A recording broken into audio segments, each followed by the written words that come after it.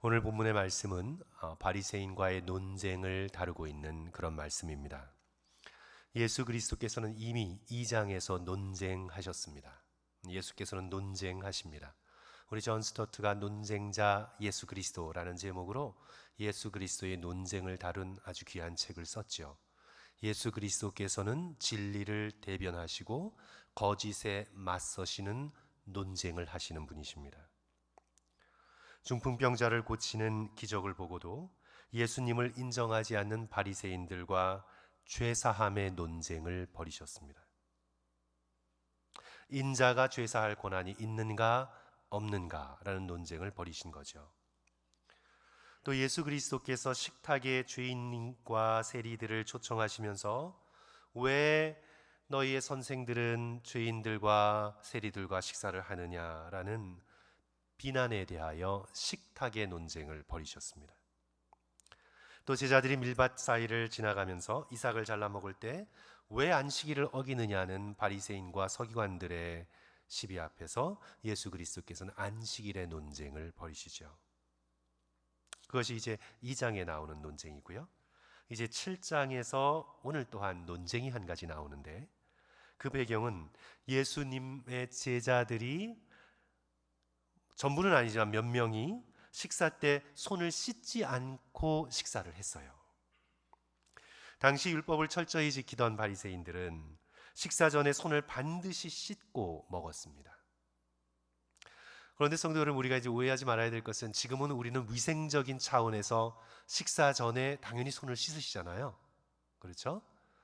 그런데 지금 여기서는 위생의 문제를 얘기하고 있는 게 아니에요. 고대 세계에는 오늘날처럼 세균에 관한 지식도 많지 않았고, 또 사막 기후인 팔레스타인 땅에는 물이 귀해서 꼭 손을 씻고 먹어야 한다는 위생관념이 발달하지 않았습니다. 제 기억에 우리 한국에서도 정부가 캠페인을 벌여서 비로소 70년대 들어서야 꼭 손 씻고 밥 먹고, 밥 먹은 후에 꼭 양치질하고, 그런 캠페인을 벌이기 전까지는 사실 손 씻고 밥 먹지 않았어요. 요즘은 이제 너무나 다들 그렇게 하니까 생각하지만 옛날에는 그냥 화장실 갔다 와서 그냥 밥 먹고 그랬던 기억이 제가 있어요. 여담이지만 성도 여러분, 프랑스에서 향수가 그렇게 발전된 이유가 뭔지 아세요? 씻지 않아서 그런 거예요. 그죠? 흑사병이 유럽을 휩쓸 때 잘못된 위생 정보를 갖고 있었어요. 목욕을 하면, 그러니까 물이 피부에 닿으면 모공을 통해 병원균이 들어와서 흑사병에 걸린다, 그렇게 생각을 했어요. 그래서 몸을 씻기보다는 뭘로 해결을 한 거예요, 성도 여러분? 향수로 해결을 한 거예요. 그러니까 씻지 않고 향수로 해결을 하니 참 냄새가 묘했을 것 같아요. 실제로 이건 역사적인 사실인데, 프랑스 왕인 루이 14세가 평생 목욕을 2번에서 3번만 했다는 게 정설이에요. 믿어지지 않죠, 성도 여러분? 그렇죠? 거기다가 그러니까 향수만 계속 뿌린 거예요. 그래서 프랑스에서 그렇게, 샤넬이 프랑스 건가요? 어쨌든 그렇게 향수가 많이 발전을 했습니다. 오늘 본문에서 바리새인들이 먹기 전에 손을 씻어야 한다라고 하는 이유는 위생적인 이유 때문이 아닙니다. 종교적인 이유 때문입니다.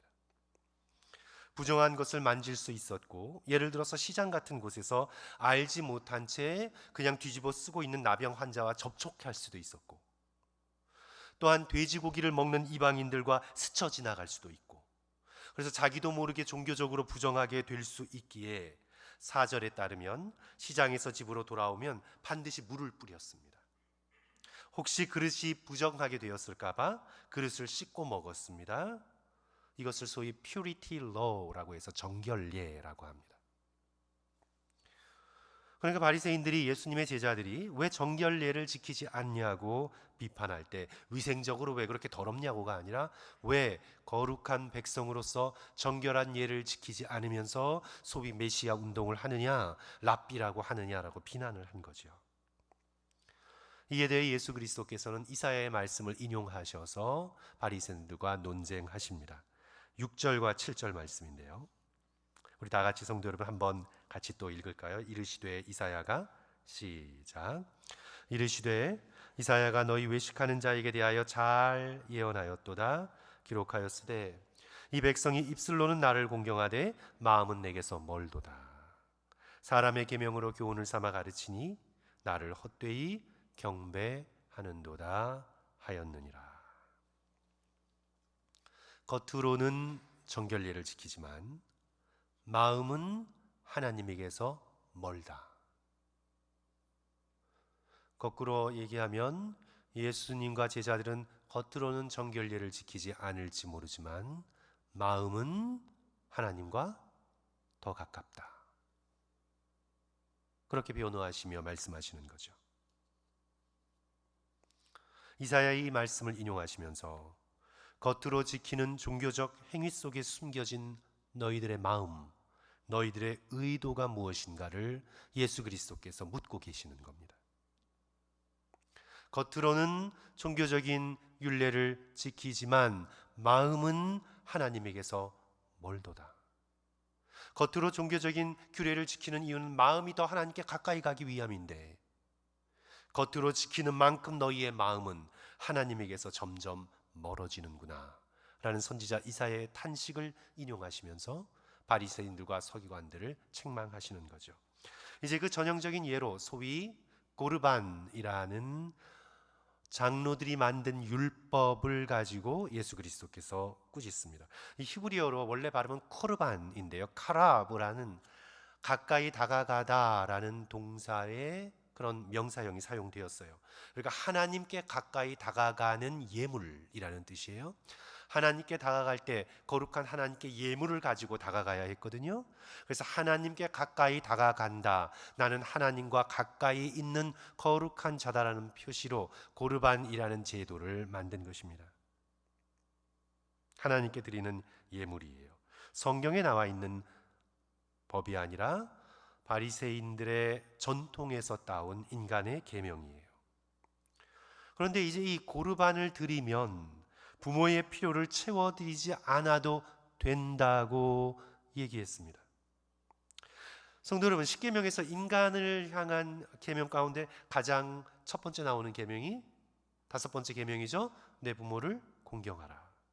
거기서의 공경은 추상적인 공경의 개념이기도 하지만 실제적으로 부모가 물질적으로 궁핍할 때 그 부모를 먹이고 돌보는 실제적인 공경을 의미하기도 합니다.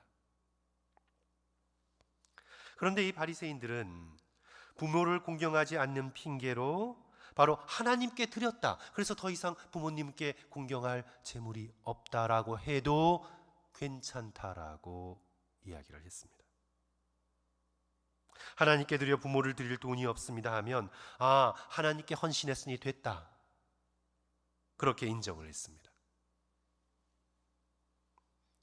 바리새인들이 부모님을 부양하지 않는 핑계로 고르반이라는 제도를 이용을 했습니다. 그래서 예수님께서 꾸짖으시는 것이죠. 9절 말씀 보시면 또 이르시되 너희가 너희 전통을 지키려고 하나님의 계명을 잘 저버리는도다. 너희들의 전통을 지키기 위해 하나님께서 직접 십계명에서 말씀하신 부모 공경이라는 하나님의 계명을 버리는구나. 그러면서 13절 너희가 전한 전통으로 하나님의 말씀을 폐하고 또 이 같은 일을 많이 행하느니라 하시고, 고르반은 한 가지 예일 뿐 이렇게 인간의 전통을 복잡하게 만들어 하나님의 뜻을 행하지 않으며 마음을 하나님께로 멀리한 예가 더 있다고 말씀하시는 것이죠. 이제 예수님께서 바리새인과의 정결례 논쟁을 결론 지으시면서 이제 15절 16절에서 말씀하고 계십니다. 우리 같이 읽습니다. 무엇이든지 시작. 무엇이든지 밖에서 사람에게로 들어가는 것은 능히 사람을 더럽게 하지 못하되 사람 안에서 나오는 것이 사람을 더럽게 하는 것이니라 하시고, 그러니까 손을 씻지 않고 음식을 먹었다고 그 사람이 더럽게 되는 것이 아니다. 왜냐하면 음식은 우리를 더럽게 하지 못한다. 왜냐하면 밖의 것은 우리 안으로 들어와서 뒤로 빠져나가 배설하기 때문에 음식은 우리를 더럽게 하지 못한다. 진정으로 사람을 더럽게 하는 것은 사람 안에서 나오는 것이다. 그런데 제자들은 이 비유를 잘 이해하지 못했습니다. 그들이 성령을 받기 전까지는 예수 그리스도의 말씀을 깨닫지 못했습니다. 제자들이 물어요. 무슨 뜻이냐고. 예수님께서 꾸짖으시면서 풀어주시지요. 자, 사람 안에서 나오는 것은 무엇입니까? 사람 안에서 나오는 것 21절 보시면 속에서 곧 사람의 마음에서 나오는 것. 우리의 위장이나 대장에서 나오는 걸 말하는 것이 아니고 사람의 마음에서 나오는 것. 다시 말하면 씻지 않는 손으로 음식을 먹는 것이 사람을 더럽게 하는 것이 아니고 사람을 진정으로 더럽히는 것, 자기 자신뿐만 아니라 자신의 주변에 있는 사람들을 더럽히고 온 세상을 더럽히는 것은 바로 사람 안에 있는 것, 사람의 마음에 담긴 것. 곧 어떤 것이냐? 악한 생각, 음란, 도둑질, 살인, 간음, 탐욕, 악독, 속임, 음탕, 질투, 비방, 교만, 우매함이다. 23절 같이 읽습니다. 시작. 이 모든 악한 것이 다 속에서 나와서 사람을 더럽게 하느니라.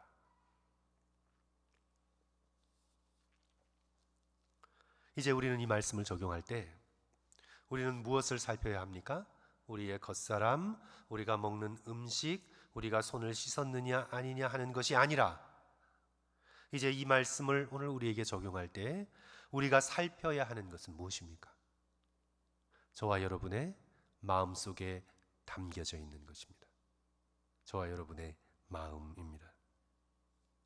내 마음에 무엇이 담겨져 있으며 내 마음에서 무엇이 나오는가, 그것이 가장 중요하다고 예수 그리스도께서 말씀하고 계시는 것입니다.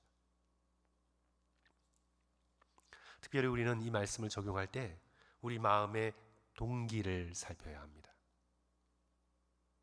손을 씻는 행위의 동기. 바리새인들은 손을 씻음으로 자기를 의롭다 여기고 그를 실행하지 않는 사람들을 얕보며 비판하는 마음을 품었습니다. 그래서 나는 거룩한 사람이다, 너희들은 거룩하지 못한 사람이다. 손을 씻는 행위를 통해 자신을 높이고 다른 사람들을 낮췄습니다. 그들의 이 종교 행위의 마음의 동기는 무엇입니까? 교만입니다. 다른 사람들을 향한 비난입니다. 예수님께서 산상수훈을 통해 가르치신 것처럼 기도하면서 사람이 많이 왕래하는 사거리에 서서 두 손을 벌리고 기도합니다. 그 마음의 동기는 무엇입니까? 사람들로부터 자신이 기도하는 거룩한 사람이라는 칭찬, 그 칭찬이 마음의 동기입니다. 금식을 하며 얼굴을 근엄하게 합니다. 나 금식 중이라고 알리는 마음의 동기, 자신이 경건한 사람이라는 주변 사람들로부터의 인정, 그들의 종교 행위의 마음의 동기는 사람들에게 인정받는 것이었습니다. 구제를 하며, 큰 구제를 하며 내가 이만큼 했다고 나팔을 불고 다닙니다. 알리는 행위, 무엇 때문에 그렇습니까? 마음의 동기가 무엇입니까? 진정으로 가난한 사람에 대한 연민, 아픈 마음, 찢어지는 마음이 아니라 나는 구제를 하는 선한 사람이라는 자기 위로, 그리고 사람들의 인정. 그래서 우리는 모든 행위 속에 숨어 있는 마음의 동기를 살펴야 합니다. 고르반을 하면서 왜 고르반을 하는지 마음의 동기를 살펴야 합니다. 고르반을 하면서 부모님을 외면하려는 동기를 가지지 않았는지. 만약 우리가 마음의 동기를 살피지 않고 겉으로 행위만 계속하게 되면 사람들을 속이고 결국은 자신을 속이게 됩니다. 왜냐하면 겉으로는 선해 보이는 일을 하기 때문입니다. 지금 제가 하는 설교는 선해 보이는 일이죠. 종교적 행위예요. 그러나 마음의 동기를 살피지 않고 겉으로 선해 보이는 일을 선하다고 생각하고 계속해서 그 일만 계속하면, 그래서 스스로를 위로하고 사람들에게 칭찬을 받으면, 그래서 사람들이 그냥 저 사람은 참 좋은 사람, 저 사람은 참 헌신적인 사람, 저 사람은 참 교회 일에 열심을 내는 사람, 그런 일을 하면 할수록 더 칭찬을 받고 스스로 그런 사람인 줄 알고 착각하게 된다는 거예요. 내가 내 마음의 동기를 살피지 않고 종교적인 행위를 계속해서 해나가면 예수님이 인용하신 이사야서의 말씀대로 내 마음이 하나님에게서 멀어질 수 있다는 겁니다. 왜냐하면 내가 마음을 살피지 않으니까. 그리고 내가 이런 행동을 하니까 나는 당연히 괜찮은 사람이지 그렇게 생각을 하니까. 그래서 우리는 이 말씀을 대하면서 우리의 모든 선하게 보이는 행위 속에 숨겨져 있는 우리의 마음의 동기를 하나님 앞에 드러내 점검받고 우리의 마음이 하나님 앞에서 더욱 깨끗해지기를 위해 자기를 돌아보는 시간을 가져야 합니다. 그런데 성도 여러분, 홀로 살피면 안 돼요. 하나님 앞에서 성령을 의지하여 살펴야 합니다. 하나님의 눈으로 우리 자신의 마음을 살펴야 합니다. 우리가 함께 공부하고 있는 로마서 8장 27절 보시면 마음을 살피시는 이가 성령의 생각을 아시나니 했어요. 마음을 살피는 이는 누구입니까? 바로 불꽃 같은 눈동자를 가지고 계시는 살아계신 하나님이십니다. 하나님께서 우리의 마음을 살핍니다. 그 하나님 앞에 나아가 우리의 마음을 열어놓고 마치 습기 있는 곳에 햇볕이 비쳐 모든 습기와 더러운 것들이 날아가고 깨끗하게 되듯이 우리의 마음을 하나님 앞에 열어놓고 하나님께서 우리의 마음의 동기를 깨끗하게 해주시기를 바라보면서 사람을 바라보고 종교적인 행위를 할 것이 아니라 하나님을 바라보고 우리의 마음의 동기를 살펴야 한다고 말씀하고 있습니다. 사실은 모든 종교적 행위는 사실 하나님 앞에 내 마음을 드러내는 행위입니다.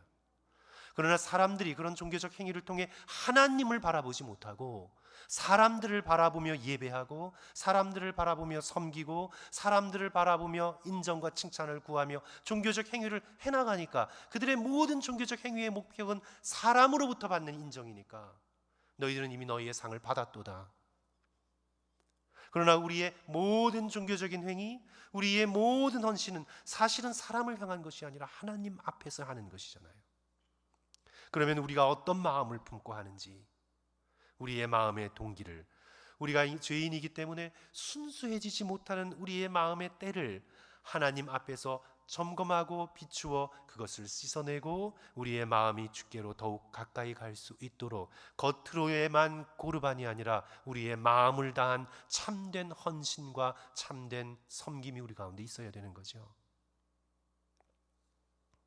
그래서 우리는 우리의 마음의 동기를 매일매일 하나님 앞에서 말씀을 의지하고 살펴야 합니다. 우리가 매일매일 얼굴을 최소한 성도 여러분 2번 씻잖아요. 아니에요? 얼굴 2번 안 씻으세요? 저는 2번 씻어요. 최소한 일어나자마자 1번 씻고 그 다음에 잘 때 1번 씻고. 그렇죠? 뭐 얼굴 2번 씻으면 되죠, 성도 여러분. 뭐 또 매번 씻을 필요 있어요? 2번 씻으면 되죠, 얼굴을. 그런데 성도 여러분, 우리는 하루를 살면서 우리의 마음을 2번 씻나요? 정말 우리의 마음을, 우리의 동기를 살펴서 2번 씻나요?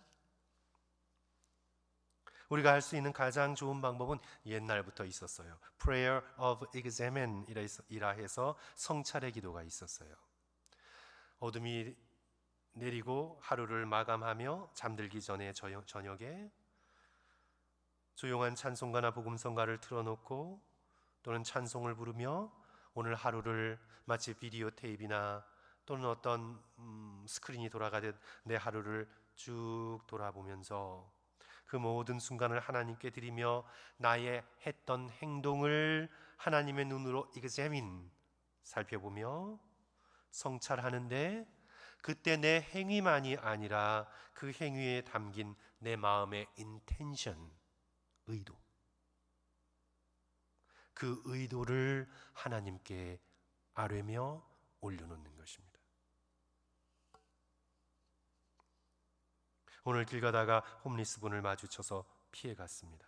주님, 내가 왜 피해갔을까요? 두려웠습니다. 불편했습니다. 판단하는 마음이 있었습니다. 판단하지 않고 불쌍히 여길 수 있는 마음을 내게 주시고 그 홈리스 분과 나를 구분하며 나는 더 깨끗하다는 착각에 빠지지 않도록 도와주시고 제가 더욱 가난하고 힘든 사람들을 피해가지 않으며 축복할 수 있는 용기와 그런 깨끗한 마음을 가질 수 있도록, 좀 더 나눌 수 있는 마음이 될 수 있도록 주여 저를 도와주세요. 처리하고 없애야 되는 대상으로 여기지 않고 불쌍히 여길 수 있는 마음을 제게 주세요, 주님. 사람에 대해, 모든 사람에 대해 따뜻한 마음을 품을 수 있도록 저의 마음을 만져주세요, 주님. 성도 여러분, 그렇게 기도할 수 있어야 합니다. 저 같으면 주일을 끝내고 설교를 준비하고 성경 공부를 준비하며 주님, 성도들에게 인정받고자 하는 마음의 동기를 회개합니다. 하나님 보시기에 기뻐하시는 말씀, 성경 공부를 하게 도와주세요. 저 자신을 숨기고 하나님을 드러낼 수 있는 그런 사역이 될 수 있도록 주여 도와주세요. 마음의 동기를 주님께 드리지 않으면요, 자기가 잘했다고 생각하면 교회의 주인인 것처럼, 자기가 못했다고 생각하면 실망과 좌절에 빠지는 어리석음을 범하게 됩니다. 그래서 우리는 다른 어떤 것보다 마음을 지켜야 합니다. 우리의 마음의 의도를 하나님 앞에 올려드리면서 우리가 하는 행위보다 우리의 마음에 더욱 집중하여 내 마음을 깨끗게 하도록 우리는 주님 앞에 나가야 합니다. 저는 성도들이 농담으로라도 이런 말을 하는 게 싫어요. 이런 말 많이 들어보셨죠? 인생 뭐 있어? 그냥 사는 거지 뭐. 저는 이런 얘기가 전 되게 싫어요. 또 저는 요즘 유행하고 있는 이런 말 있잖아요. 이번 생은 안 되나 보다, 다음 생에서 해야지. 성도 여러분, 다음 생이 어디 있어요? 그건 불교의 윤회가 아니죠. 다음 생이 어디 있어요? 우리는 이 세상을 살고 영원한 천국으로 아니면 영원한 지옥으로 이어지는 것이지, 다음 생이 어디 있어요? 이번은 아니니까 뭐 다음 생에 뭐 만나자, 결혼하, 뭐 이런 게 어디 있어요, 성도 여러분? 그냥 저는 인생 뭐 있어, 그냥 사는 거지. 저는 이런 말이 그냥 뭐 텔레비전 드라마에서도 뭐 많이 나오고 그러니까 우리에게 그냥 스며들어 있는데, 사랑하는 성도 여러분, 인생 정말 뭐 있어요? 성도 여러분, 정말 중요합니다. 우리가 사는 인생은 하루하루, 한 시간 한 시간 정말 중요한 인생이에요. 내가 어떤 마음을 품고 사느냐에 따라 영원히 결정되는 이것이 아주 중요한 그런 시간입니다. 캐톨릭은 연옥을 자꾸 죽음 이후로 미루는데, 연옥이 있다면, 개신교에서 연옥이 있다면 그것은 지금이에요. 지금 여기서 우리는 훈련받고, 지금 여기서 우리는 천국이냐 지옥이냐의 갈림길에 서는 거예요. 지금 우리가 사는 인생의 1분 1초가 진정으로 중요합니다. 내 마음의 방향이 어디를 향하느냐, 내가 지금 믿는 자가 되느냐 불신자가 되느냐, 그리스도의 마음을 담느냐 아니면 사탄의 마음을 담느냐, 하루하루가 중요해요. 그냥 살지, 인생 뭐 있어 그냥 살지, 아니에요. 성도 여러분, 인생 정말 중요합니다. 세월을 아껴야 합니다. 절대 그냥 살면 안 됩니다. 이 말은 세상에도 통하지 않아요, 사실은. 성도 여러분, 경제생활을 꼼꼼하게 잘 하시는 분들 보면요, 이런 말 통해요. 성도 여러분, 경제생활 뭐 있어 그냥 쓰는 거지. 성도 여러분, 이렇게 살 수 없어요. 계속 적자가 나고 카드빚이 늘어나는데도 뭐 인생 별거 있어 그냥 쓰는 거지, 그냥 사는 거지, 그러면 성도 여러분, 나중에 아주 궁핍하게 되고 여러 사람들 힘들게 해요. 전략할 때 전략하고, 내가 돈을 어디에 쓰는지, 낭비가 어디 있는지 점검해야죠. 절대로 그냥 막 쓰면 안 돼요. 막 살면 안 돼요. 자, 체중이 자꾸 늘어요. 당 수치가 올라가요.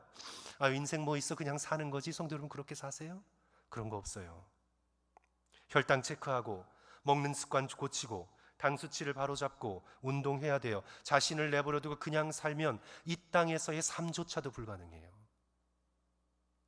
하물며 영적인 생활을 성도 여러분 어떻겠어요? 왜 영혼을 그냥 방치해 두는 거예요? 왜 마음을 그냥 뭐 언제 되겠지 하고 그냥 내버려 두는 거예요? 왜 이 중요한 영적인 생활에서 우리의 마음을 그냥 내버려 둬요? 뭐 다 그런 거 아니야? 뭐 어떻게 되겠지? 왜 이렇게 우리의 영혼의 무책임한 삶을 살아가려고 해요? 그냥 우리의 마음을 내버려 두면 예수님이 말씀한 대로 자신의 영혼이 더럽혀집니다. 그리고 자기만 더럽혀지는 게 아니에요. 그 더러운 것으로 가까운 사람들을 더럽힙니다. 이 세상을 더럽게 만듭니다. 우리의 마음에서 쏟아져 나오는 분노, 우리의 마음에서 쏟아져 나오는 시기, 우리의 마음에서 쏟아져 나오는 질투, 내 마음의 음란에서 쏟아져 나오는 나의 눈빛, 생각, 표정, 거짓 이 등등으로 세상을 더럽게 만들게 됩니다. 나는 내 영혼에 대한 책임을 가지고 있어야 돼요. 그래서 잠언 4장 23절은 우리에게 말씀하죠. 모든 지킬 만한 것보다 더욱 내 무엇을 지키라고요? 내 마음, 레비, 내 마음을 지키라. 생명의 근원이 이에서 남이니라. 인생에서 가장 중요한 것, 건강보다도 물질과 비교할 수 없이 중요한 것은 영원히 존재하게 되는 우리의 영혼, 우리의 마음입니다. 시편 139편 23절 24절 그 기도가 우리의 기도가 되어야 합니다. 성도 여러분, 다 같이 한 목소리를 읽습니다. 하나님이여, 시작. 하나님이여, 나를 살피사 내 마음을 아시며 나를 시험하사 내 뜻을 아옵소서. 내게 무슨 악한 행위가 있나 보시고 나를 영원한 길로 인도하소서. 우리가 정기적으로 건강 검진을 하잖아요. 뭐 어떻게 되겠지가 아니라 정기적으로 건강 검진을 하듯이 우리는 우리의 마음을 점검해야 합니다. 성도 여러분, 캐톨릭은 중세시대 때 병폐가 있기는 했지만 지금까지도 고해성사라는 것이 있습니다. 자신이 깨달아진 죄를 그대로 그냥 되겠지 하는 것이 아니라 그것을 자기의 말로 고백하는 제도예요. 그게 고해성사예요. 그런 고해성사뿐만 아니라 캐톨릭에서는 대부와 대모 제도가 있어서 멘터의 역할을 하게 합니다. 캐톨릭의 제도가 다 잘 발전되는 게 아니죠. 중세시대 때 보면 얼마나 많은 부패가 있었습니까?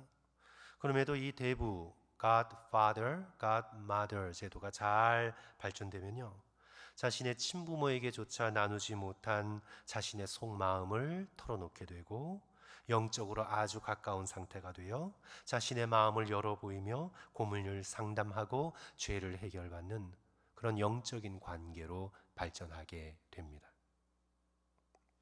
이에 비해서 개신교인들은요, 성도 여러분, 참 외로워요. 참 외롭습니다. 겉으로는 종교 생활을 하나 자신의 깊숙한 내면의 죄를 정말 안전하게 믿을만하게 열어놓고 고백하며 함께 기도해주는 영적 친구를 만들어가는 사람을 찾아보기가 쉽지 않습니다. 그래서 개신교인들은 저마다 자신의 죄 문제와 씨름하며 외롭게 살고 있어요.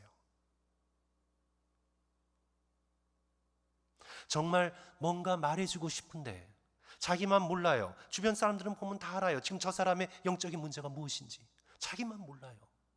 신뢰관계가 있으면 정말 한마디 해주면서 고치고 함께 발전하고 싶은데 그런 신뢰관계가 없는 거예요. 그냥 우리는 얼굴에 그냥 좋은 게 좋은 식으로 그냥 관계 유지하기가 좋지, 저도 성도들에게 바른 말해서 관계가 깨지는 걸 원치 않아요. 그래서 우리 성도들은 사실상 굉장히 외로운 삶을 살고 있어요. 죄 문제를 자기 혼자 안고 씨름하고 있어요. 안전하게 털어놓을 곳이 없어요.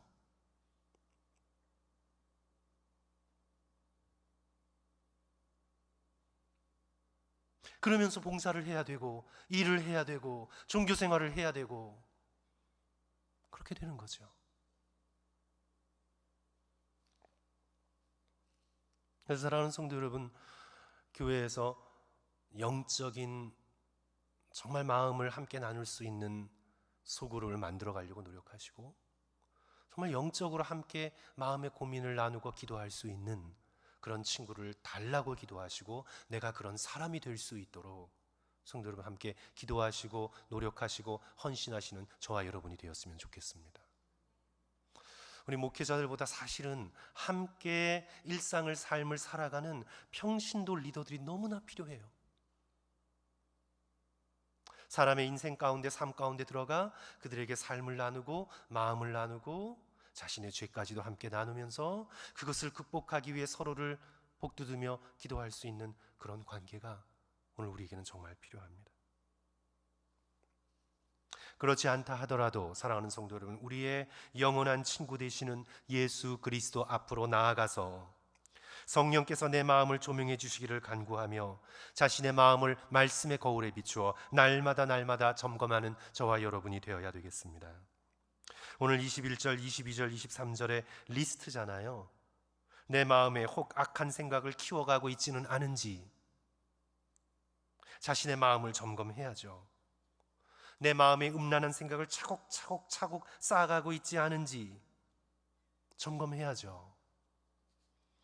아무도 보지 않는다면 내 것이 아닌 것을 얼마든지 훔칠 수 있는 도둑의 마음을 품고 내가 인생을 살아가고 있지 않은지, 타인을 미워하는 분노, 저 사람 내 앞에서 사라졌으면 하는 살인적 분노를 품고 내가 신앙생활을 하는 것은 아닌지, 내 마음에 탐욕은 없는지, 자꾸 더 원하며 비교하며 나누는 데 인색한 탐욕을 키워가고 있지는 않은지, 나에게 악독과 속임과 음탕함과 질투와 비방과 교만과 우매한 어리석음이 있는 것은 아닌지,